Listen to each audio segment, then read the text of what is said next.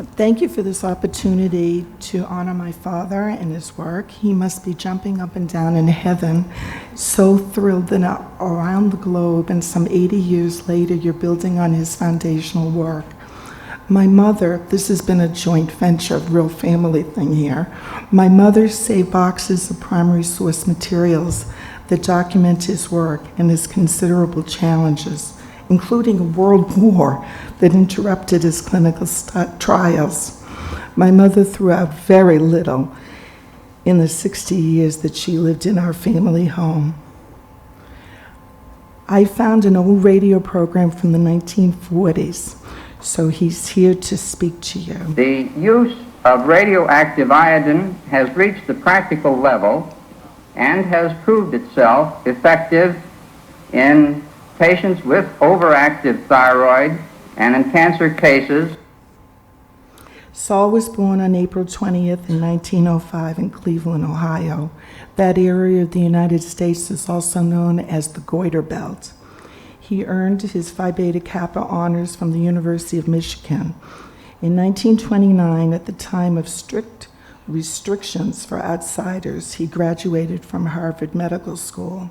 After completing his internship and residency in Cleveland, he returned to Boston and the Massachusetts General Hospital's newly formed thyroid unit. MGH Thyroid Unit was founded by Dr. James Mees, who in 1931 appointed Hertz as the director. He came as a volunteer and was not paid. A eureka moment in medicine occurred on November 12, 1936. Well, before the atomic bomb, when Saul Hertz went to a Lunch and Learn lecture. The president of the Massachusetts Institute of Technology, MIT, Carl Compton, spoke about what physics can do for biology and medicine. Dr. Hertz was studying the effect of stable iodine on the functioning of the thyroid. He had been seeking a non-surgical method of treating Graves' disease, hyperthyroidism. Saul solely conceived and spontaneously asked the question to President Compton, could iodine be made radioactive artificially? MIT President Compton's letter answers Hertz's pivotal question. Compton included comments on the qualities of RAI. Hertz wrote back that iodine is selectively taken up by the thyroid and that he hopes it will be a useful method of therapy. So I guess that worked out okay. A special team was established between the Mass General Hospital, MGH, and the Massachusetts Institute of Technology. Physicist Arthur Roberts, with his newly acquired PhD, was hired by MIT's lab director, Robley Evans. In 1937, Harvard sponsored the Hertz-Roberts first series of experiments with 48 rabbits and non-cyclotron iodine-128. MIT physicist Arthur Roberts made I-128. The I-128, with a 20 to 25 minute short half-life, was given to the rabbits with altered thyroid gland functioning. The data showed that hyperplastic glands held more I-128 than normal glands. These studies demonstrated the tracer quality of RAI and that RAI could be used to study thyroid physiology, a giant step for what was to become nuclear medicine. Hertz and Roberts wrote and submitted their findings for publication. MIT's Robley Evans, the lab director who had hired the MIT physicist Arthur Roberts, learned that the Hertz-Robert paper had been approved. Robley Evans had taken no part in the experiments, writing the paper, or analysis of the data. Evans reminded Roberts that Roberts' employment contract included that the director of the lab, Robley Evans, be an author to any papers. Evans dictated a letter for Hertz to sign, that the publisher add Evans' name to the author's list. This was a foreshadowing of other difficult situations. Hertz's colleague, Mayor Soley, read the rabbit study paper and wrote to Hertz from California asking about copying the Hertz rabbit studies. Hertz wrote back, "Welcome aboard." In 1938, using the University of California at Berkeley cyclotron, Glenn Seaborg and John Livingood made I-130 as well as I-131 with a radioactive decay half-life of about 8 days. A cyclotron was needed for MIT to make a longer-lasting RAI to do clinical trials. MGH's Dr. Means received $30,000 from the Markle Foundation to build MIT's first cyclotron. What a deal, huh? $30,000, that wouldn't buy one nowadays. Means reported to the Markle Foundation, "My former House officer, Mayor Soli, is working on radioactive iodine. Hertz and Roberts deserve a great deal of credit in getting the pioneering work done without a cyclotron. As soon as the cyclotron here is available, we can progress rapidly." And so they did. On March 31st, 1941, Saul Hertz rushed over the Charles River Bridge with a flask of newly produced RAI made in the MIT cyclotron. Dr. Hertz administered 2.1 millicaries. One of the doctors who was speaking about this said you wouldn't even cross the street to do this experiment, and yet it made all the difference in the world. The first treatment was accepted by Elizabeth D., and it was followed by a Lugol solution to prevent her from having a thyroid storm because they really didn't know if the RAI was going to be effective. About a month later, a second dose was given, and finally her thyroid was surgically removed. The RAI did go to her thyroid, and it was noted that her thyroid did shrink, demonstrating proof of concept. You can only imagine how excited they must have been. Hertz and Roberts continued to treat hypothyroid patients in 1942. Gradually, the first series of 29 patients was developed. This handwritten data chart shows the use of dosimetry to develop a safe, effective, personalized treatment. Of significant importance are the Hertz 1942 first clinical studies to treat thyroid cancer patients with RAI that were given by Hertz and reported to the Markle Foundation. In early 1943, Dr. Hertz joined the Navy during World War II. He felt that his cases had been well established and that the protocol was in place, having used uptake testing and dosimetry in making an effective, safe dose. Dr. Earl Chapman, who treated wealthy patients, worked part-time at MGH. Hertz asked Chapman to take over his cases. Hertz had firmly established the work. Arthur Roberts, Hertz's colleague, wrote, "I would believe nothing on the subject from Chapman, who bungled the follow-up on Hertz's original series when Hertz joined the Navy. Yes, Chapman changed the protocol, making little use of dosimetry, and used a standard large dose and omitted the Lugol solution."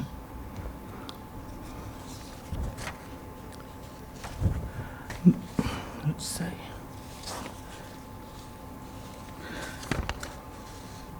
Okay.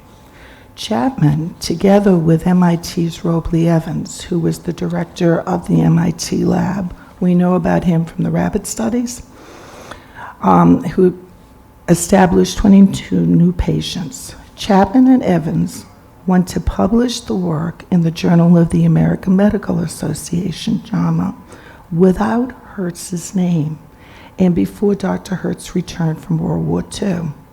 Chapman and Evans claimed propriety for the discovery of the medical uses of RAI. During the war, many professional meetings were postponed. There was no Zoom back in the day. Chapman and Evans stayed in their paper. Although Hertz and Roberts were encouraged by their therapeutic trials, the details of their findings have not been published.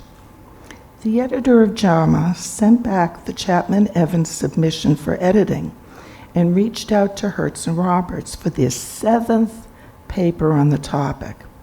So, 2 papers from the same institutions were published side by side in JAMA May 11, 1946. 50 years later, the truth was explained by MGH's Chairman Emeritus of the Department of Radiology, Dr. James Thurall, who stated, Chapman and Evans had basically stolen Hertz's work, the most flagrant, unethical, academically reprehensible behavior. Worst yet, Chapman and Evans spent a great deal of time and effort rewriting history. My dad gathered his courage and harnessed his resources pushing forward. With no Twitter or social media, he relied on newspapers. He went to his hometown paper that gave coverage. A limited number of outsiders were being trained at medical schools. However, they were not allowed on the staffs of most hospitals. And by the way, you couldn't even be a patient at Mass General. In fact, Hertz had come to MGH in 1931 as a volunteer and was not paid. After the war, Hertz joined Boston's newly expanded Beth Israel Hospital. It's at the Beth Israel that he continued to develop and refine the RAI therapy for thyroid cancer. He had funding from a grant from the Navy to use RAI for the treatment of thyroid carcinoma. Hertz used radionuclides with the tracer-targeted method. This upset Herman Bloomgart, who was then the director of the hospital, who saw Hertz's work as an economic threat. Also, people were coming from all over the world, by train, by ship, any way they could get to Boston, to understand Hertz's use of radionuclides to diagnose and treat cancer. And here's a little more about Herman Bloomgart. In the 1920s, he was a cardiologist. Herman Bloomgart used radium-C to determine the velocity of blood flow. Bloomgart became angry with Hertz for having the attention and with Hertz's success.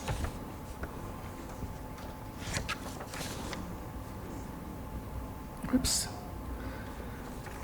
Hertz states, my new research project is in cancer of the thyroid, which I believe holds the key to the larger problem of cancer in general. That's what you showed this morning. Okay. The radioactive isotope research, The Radioactive Isotope Research Institute was established with the mission of applying nuclear physics to medical investigation, diagnosis, and treatment. There were clinical and lab facilities in Boston and New York. Dr. Hertz was the founder and director. New York, Montefiore's hospital, Dr. Samuel Seidlin, was the associate director who managed the New York facilities. Now, you saw this already, but I'm going to repeat it, give you a little bit more background on it.